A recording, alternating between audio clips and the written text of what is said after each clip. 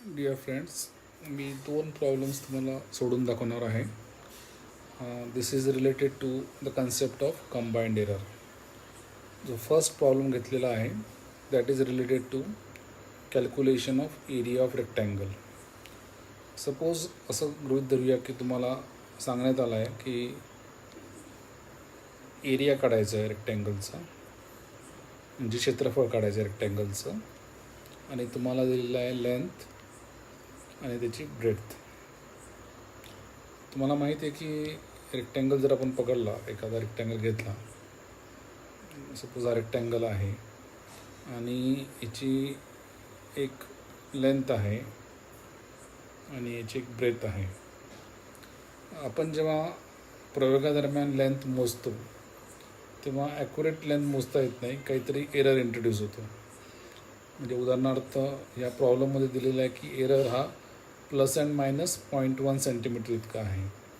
म्हणजे याचा अर्थ की ही लेंथ 5.7पेक्षा 0.1नी कमी असू शकेल किंवा 5.7पेक्षा 0.1नी जास्त असू शकेल.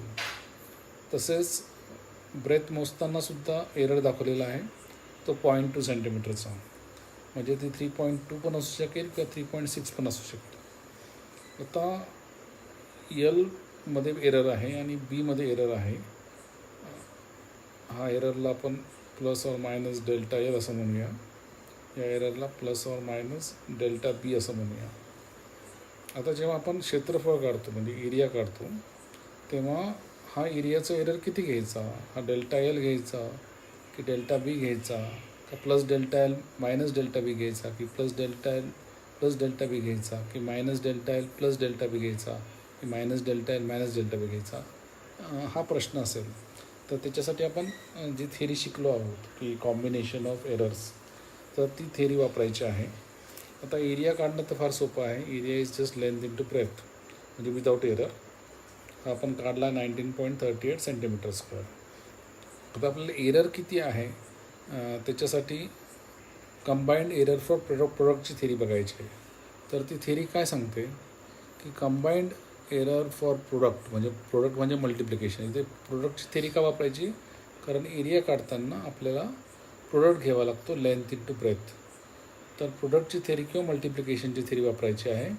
मल्टिप्लाय करताना एररला काय होतं ही थेरी आहे. तिचं कंबाईंड एरर काय होतं, तर तो कंबाईंड एरर या फॉर्म्युलाने आपल्याला काढता येतो. हा जो फॉर्म्युला आहे की ΔA/A is equal to ±ΔL/L plus ΔB/B. म्हणजे हा mean error of length upon the length, true value of length, mean error of B upon the true value of B. या दोघांचं कॉम्बिनेशन म्हणजे एरर आपण add करतो आणि तो plus आणि मायनस बाहेर ठेवतो. तर ΔL किती दिलेला आहे याच्यामध्ये? तर ΔL आपल्याला दिसतं की 0.1 सेंटीमीटर दिलेला आहे आणि ΔB हा 0.2 सेंटीमीटर दिलेला आहे. तर तोच आपण सबस्टिट्यूट करायचा आहे की ΔL हा 0.1 घेतला आहे मी आणि ΔB हा 0.2 घेतलेला आहे. L आपल्याला अगोदरच माहिती आहे 5.7 आणि ब्रेथ पण 3.4 सेंटीमीटर माहिती आहे. तर हे सॉल्व करायचं आहे आपण. आणि सॉल्व करताना आपल्याला काहीतरी कॅल्क्युलेशन करून याचं LCM काढून वगैरे काहीतरी उत्तर मिळेल. तर ते उत्तर मला 0.07 असं आलेलं आहे. तर ते तुम्ही स्वतःच चेक करा आणि करून बघा की माझं उत्तर बरोबर आहे की चूक आहे. चूक असल्यास ती दुरुस्त करा. हा झाला तुमचा रिलेटिव्ह एरर. आता पर्सेंटेज एरर कसं काढायचं? हे रिलेटिव्ह एरर झालं ना.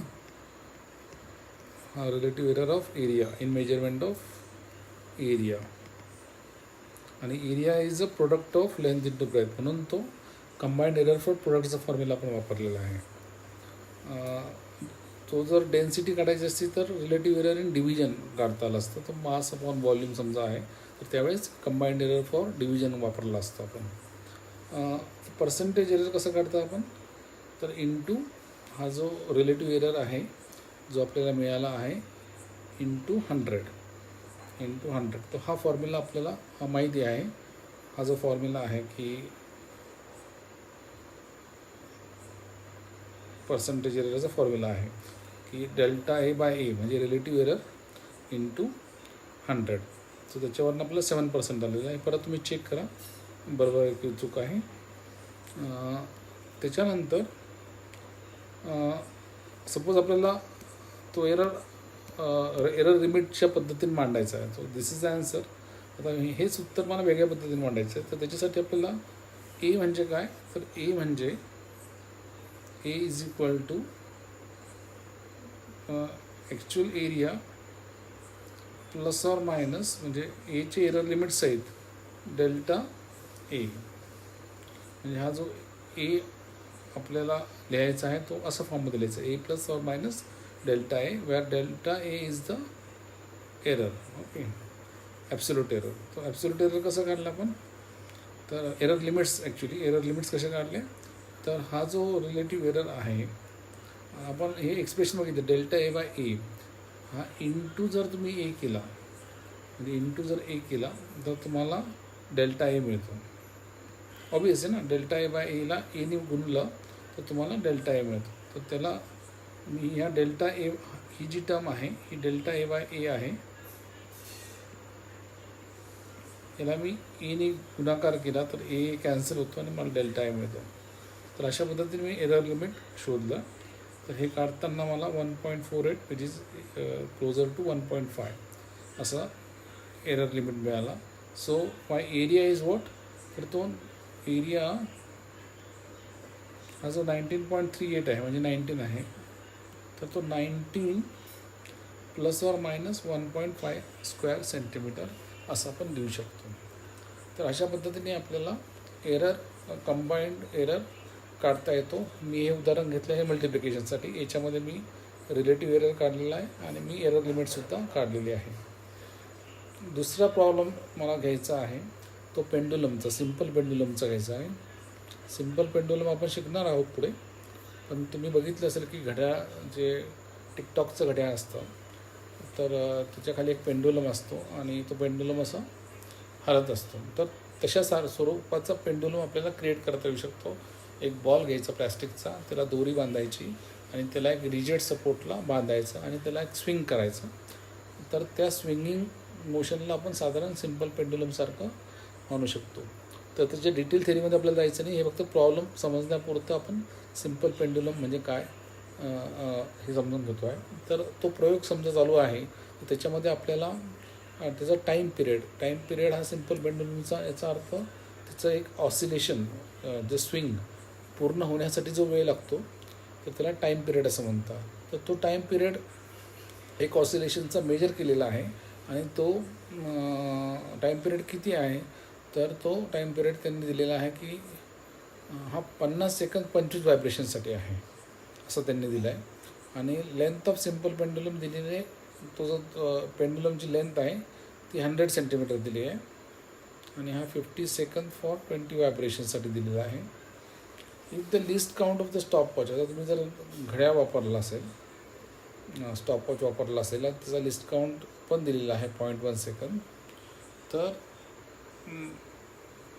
त्याच्यामुळे काहीतरी एरर येणार आणि तुमची मीटर स्केल वापरलेली आहे, ते मीटर स्केल 0.1 सेंटीमीटर इतकीच मेजर करू शकतो.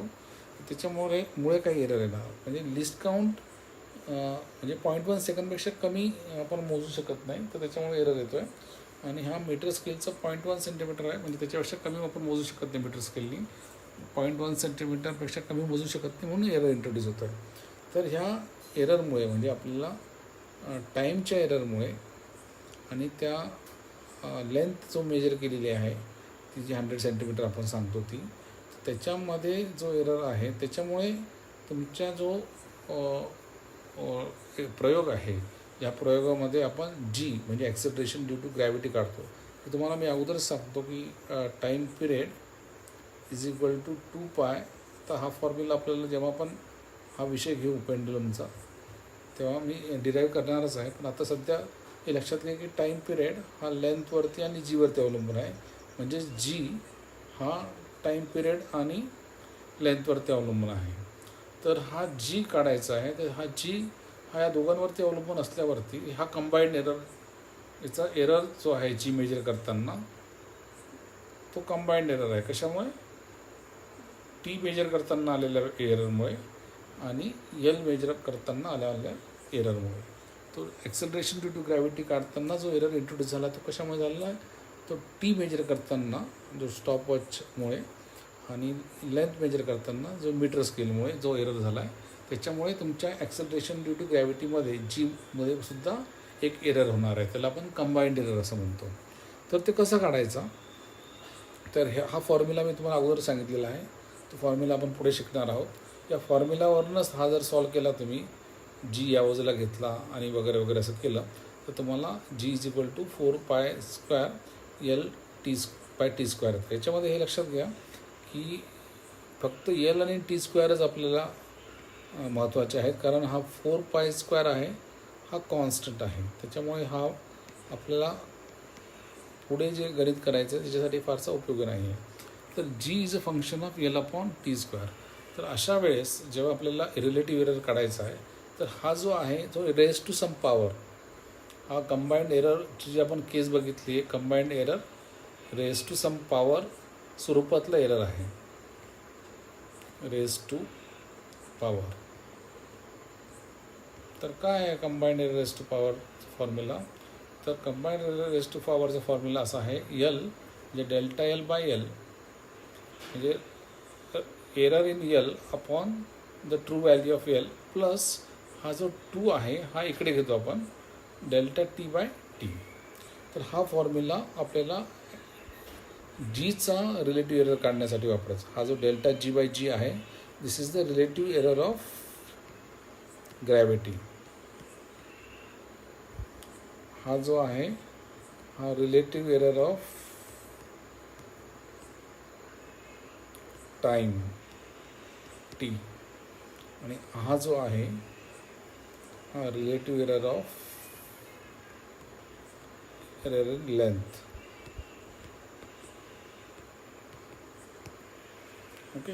तर आता हे माहिती आहे आपल्याला, डेल्टा एल दिलेला आहे 0.1, लेंथ ऑफ पेंडुलम दिली आहे 100, डेल्टा टी दिला आहे 0.1 आणि टाईम इज 50. तर हे सॉल्व केलं आपल्याला तर 100 असं मिळतं. तो जो झाला रिलेटिव्ह एरर आणि पर्सेंटेज एररला 100ने गुणाकार करायचा आहे, तर you will get 0.5% as the percentage error. तर हे दोन्ही गणितं तुम्ही सॉल्व करून बघा आणि तुम्हाला समजलं नाही तर मला परत एकदा विचारा. Thank you very much.